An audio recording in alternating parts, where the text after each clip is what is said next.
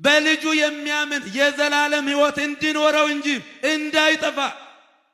አዎ ልክ እዚህ ላይ እንደምናየው ዮሐንስ 3:16 ጀምሮ በወልድ የሚያምን በእግዚአብሔር ልጅ የሚያምን የዘላለም ሕይወት አለው፣ የማያምን ግን አሁን ተፈርዶበታል ይላል። አሁን እኛ የምንደሰተው መዳኛችን አሁን ስለተፈጸመ ነው። አሁን እኔ ድኛለሁ ድነናል ማለት ነውር አይደለም። አዎ በጌታችን በአምላካችን በኢየሱስ ክርስቶስ በሞቱ ድነናል። ምክንያቱም ጌታችን አምላካችን ኢየሱስ ክርስቶስ የማያምኑ አሁን ከተፈረደባቸው ያመኑት ደግሞ አሁን ድነው በእግዚአብሔር እቅፍ ውስጥ ተሰውረዋል ማለት ነው። አለቃ ኪዳነ ወልድ ክፍሌ ይህን ወዳን ሲተረጉሙ ፈጽሞ ጨርሶ አካቶ ደምድሞ ለወሬ ነጋሪ ለመቃብር ቆፋሪ ለምስራች አድራሽ ለእንባ አባሽ ሳይቀር ጨርሶ ፈጽሞ ብለው ይተረጉሙታል። ስለዚህ እኛ ፈጽመን በመዳናችን አብ የገዛ ልጁን አሳልፎ ስለሰጠን መሄጃችንም ስለምናውቀው ደስታችን ወደር የለውም በአምላካችን ላይ ያለን። ሀባሃሎ ሐዋርያነ ህየን ህሉ ኩልነ ወፈርፋደ ሰነተሎ ለዘፈጠረና እኛ ሐዋርያችንን እንከተላለን። እሱ ወደ ገባበት እንገባለን ይላል። እሱ ርዕሳችን ነው፣ እሱ ክብራችን ነው። ራሳችን ከገባ ራስ ከገባበት ደግሞ እግር ይከተላል። አንድ ሰባኪ ሲሰብክ በጣም የወደድኩለት ክር ልፍስፍስ ነች፣ ነገር ግን መርፌን ትከተላለች፣ መርፌ የገባችበት ትገባለች ብሏል። ትክክል ነው። ስለዚህ ጌታችን አምላካችን መድኃኒታችን ኢየሱስ ክርስቶስ በእቅፉ ይሰውረናል፣ ወደ አባቱ ይወስደናል። ደስ ይበላችሁ።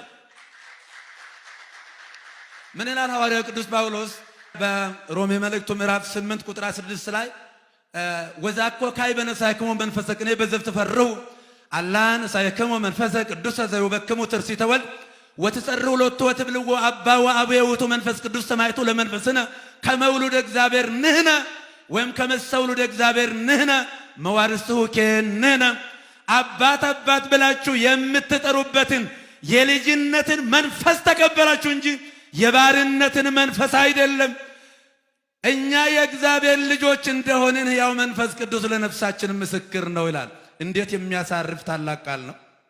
አዎ መንፈስ ቅዱስ የመሰከረለት በነፍሱ ነፃ የወጣ ሰው ነው። እኛ የእግዚአብሔር ልጆች ነን። የእግዚአብሔር ልጆች ከሆንን ደግሞ ወራሾቹ ነን ይላል። ወራሾቹ ነን። የእግዚአብሔር በክርስቶስ የእግዚአብሔር ወራሾች ነን። ልብ በሉ። የልጅ እድል ሁለት ነው። ልክ በሮሜ 8:16 ላይ ነው ያለው ቃል እና ልጅ ወራሽ ነው፣ ሀብት ወራሽ ነው፣ ንብረት ወራሽ ነው፣ ቤት ወራሽ ነው። በዚህ ላይ ደግሞ ምስጢር ተካፋይ ነው። እስኪ ከመንግስትና ከልጅ እኔ አሁን ጸግሽን ብጠይቀው ልጅ ኖረዋል ብዬ ገምታለሁ።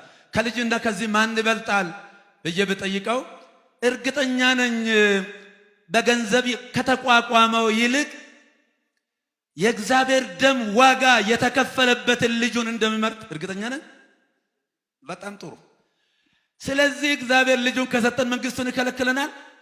ይከለክለናል ወይ? አይከለክልም። ለምን? ልጁ ሰጥቷል። የገዛ ልጁን ለኛ አሳልፎ ሰጥቶናል። ስለዚህ እኛ እድለኞች ነን። ልብ በሉ። እኛ ከግላ ኦሪት የተላቀቅን፣ ከአሮጌ ተረት ተረት የተላቀቅን ቅዱሳን አባቶቻችንን የምንወዳቸው የምናከብራቸው እግዚአብሔር ባከበራቸው ልክ የምናከብራቸው የቅዱሳን አክሊልና ሕይወት ኢየሱስ ክርስቶስን ያለ ገደብ ያለ ቦታ ያለ ሁኔታ ያለ ልክ ያለ መጠን የምንመሰክርለት እድለኞች ነንና ይህን እድልኛ ነን ያገኘነው፣ ማንም አላገኘም። አዎ ለምንድን ነው በዚህ ደረጃ ሐዋርያው ቅዱስ ጳውሎስ ነአምር ከመይጸድቅ ኩሉ ሰብ በገቢረ ሕገ ኦሪት ዘእንበለ ዳእሙ በአሚን በኢየሱስ ክርስቶስ ወንነኒ አመን በኢየሱስ ክርስቶስ ወበሃይማኖትነ ቦቱ ንጸድቅ። ሰው በጌታችን በአምላካችን በኢየሱስ ክርስቶስ በእግዚአብሔር ልጅ በማመን እንጂ ሕግን በመጠበቅ እንደማይድን እናውቃለን። እኛም በጌታችን በአምላካችን በኢየሱስ ክርስቶስ ቤዛነት እውነተኛ የባህሪ አምላክነት እናምናለን። አምላካችንም ኢየሱስ ክርስቶስ ነው ይላል። የኢትዮጵያ ኦርቶዶክስ ተዋሕዶ ቤተክርስቲያን አስተምሮ ይህ ነው። ምን ማለታችን ነው? ኢየሱስ ክርስቶስ በቀራንዮ ላይ በከፈለው መስዋዕትነት ለዘላለሙ ሲያድን ይኖራል። ሕገ ኦሪትን በመጠበቅ መስዋዕተ ኦሪትን በመጠበቅ በሌላ በብልጠትና በአቋራጭ የእግዚአብሔርን መንግሥት መውረስ አይቻልም። እግዚአብሔር ኢየሱስ ክርስቶስ የእግዚአብሔር ልጅ ነው የሚለው ነው የቤተ ክርስቲያን ሕይወት። ቤተ ክርስቲያንም ህልውናዋን የምታስጠብቀው የእግዚአብሔር የመንግሥት ወንጌልን በመስበክ እንጂ ሰዎችን በመቃብር ስፍራ በማስፈራራት አሊያም ደግሞ በንግድ ሽፋን ቤቶችን በመደርደር ወይንም ደግሞ ገንዘብ በማሳደድ ከነጋዴዎች ጋር ራሷን በማነጻጸር አይደለም። የቤተ ክርስቲያን ትልቁ ሕይወቷ ወንጌል ነው። ሐዋርያትን አታስቡ አላቸው። እኔ ሕይወት ነኝ፣ እኔ መንገድ ነኝ። አው መንገድ እኮ መዳረሻ ነው እኮ ምን ደርስበት ነው። መንገደ ሰማይ አምላካችን ኢየሱስ ክርስቶስ ነው። ሕይወታችን እሱ ነው። እውነታችን እሱ ነው። ለዚህም ነው ጌታችን አምላካችን ኢየሱስ ክርስቶስ ደቀ መዛሙርቱን እኔ ሕይወትም እውነትም እኔ ነኝ አለ። ውደዱቴን ነው መስበክ ያለብን።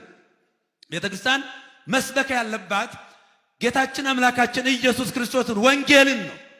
ኢየሱስ ክርስቶስ ጌታ ነው የሚል የሌላ ስብስብ ንግግር አይደለም። ኢየሱስ ክርስቶስ አዎ ጌታ ነው። ምን ጥያቄ አለው? አዎ ኢየሱስ ክርስቶስ ያድናል። ኢየሱስ ክርስቶስ በነፍስም በስጋም የሚያድን እውነተኛ የባህሪ አምላክ የምናፍርበት ኢየሱስ ክርስቶስ የለንም። በጓዳ የምናንጎራጉረው የለም። በቃላት ስስት የምንሰብከው የለም። በቃላት ሙላትና በኃይል የምንሰብከው አምላካችን መድኃኒታችን ኢየሱስ ክርስቶስ ነው። ምን ይላል ሐዋርያው ቅዱስ ጳውሎስ? ጥበብን ነግሮሙ ለጠቢባን ዋኮ ጥበብ በዚህ ዓለም ዋኮ ጥበብ መላእክት ተዝንቱ ዓለም ዛሃለሙ ይሳሩ ዘንነግሮሙ ዘንበለ ጥበብ እግዚአብሔር ዘቡ ወክቡ ጥበብ ዘበአማን ዘንበለ ጥበብ እግዚአብሔር ዛቅነመ እግዚአብሔር ሰሪዓ በዘቦቱ ነሐውር። እኛ እነሆ ጥበብን በጥበብ እንናገራለን።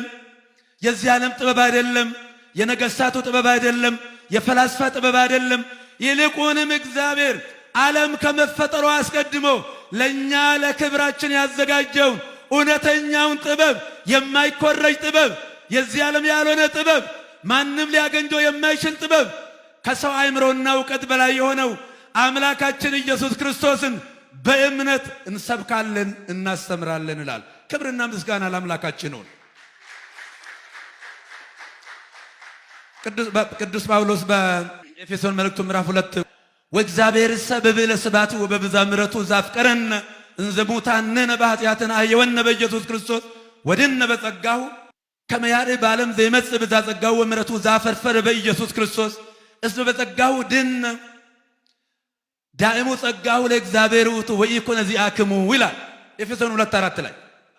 እኛ በኃጢአታችን ሙታን በነበርን ጊዜ እግዚአብሔር በማይኮረጅ ጥበቡ በይቅርታውና በምሕረቱ በኃጢአታችን ሙታን በነበርን ጊዜ በልጁ በኢየሱስ ክርስቶስ ወደደን ይላል። አብ የገዛ ልጁን ነው የሰጠን። የእጁን አይደለም፣ የገዛ ልጁን ነው የሰጠን። ስለዚህ በጌታችን በአምላካችን በኢየሱስ ክርስቶስ ድነናል፣ አድኖናል ካለ በኋላ በሰማያዊ ስፍራ በሰማይ ያዘጋጀልንን ታላቁን ጸጋ ለመውረስ በጌታችን በአምላካችን በኢየሱስ ክርስቶስ አድኖናል። በጸጋ ድናቸዋል። ጸጋው ከእግዚአብሔር እንጂ ከእናንተ አይደለም ይላል። እዚህ አካባቢ ዞር የሚሉ ነገሮች አሉ። በጸጋ ድናቸዋል ማለት ምን ማለት ነው? አለቃ ኪዳነ ወልድ ክፍሌ 3 ትርጉም ይሰጡታል። በጸጋ ማለት አንደኛ ሞገስ ማግኘት ማለት ነው። በእግዚአብሔር ዘንድ ታላቅ ሞገስ ማግኘት። ለምሳሌ በየትኛው ስራችን ነው እኛው ሄደን ከእግዚአብሔር ጋር መወዳጀትና ቤተሰብ መሆን እንችል ነበረ? እኛ አንችልም ነበረ። መጥቶ ባለሟል የሆነን ንጉሥ አንዱን መንገደኛ ጠርቶ ጆሮን አሻሽቶ ባለሟል እንደሚያደርገው በእግዚአብሔር ኃይል በሱ ፈቃድ ባለሟልነትን አግኝተናል።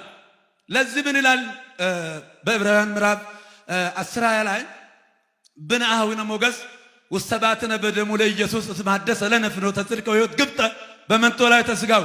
ወንድሞች ሆይ በጌታችን በአምላካችን በኢየሱስ ክርስቶስ በደሙ ወደ ቅድስት መቅደሱ እንገባ ዘንድ እነሆ ባለሟልነት አግኝተናል ይላል። በምን?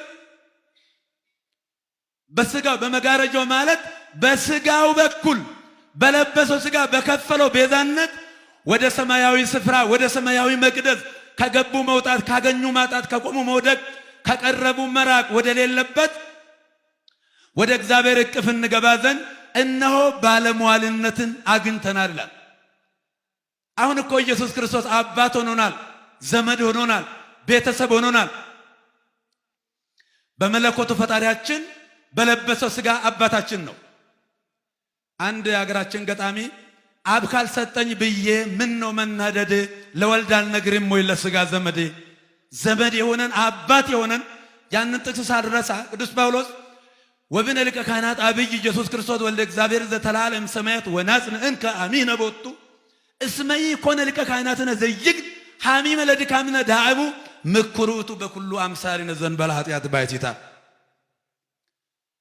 ዕብራውያን 4:14 ላይ እኛ አንድ ሊቀ ካህናት አለን በሰማይ ውሳጤ መንጦላይት የገባ ማዕርገ መላእክትን የተረገጠ ዓለምን በሞቱ ነፃ ያወጣ አንድ ሊቀ ካህናት አለን።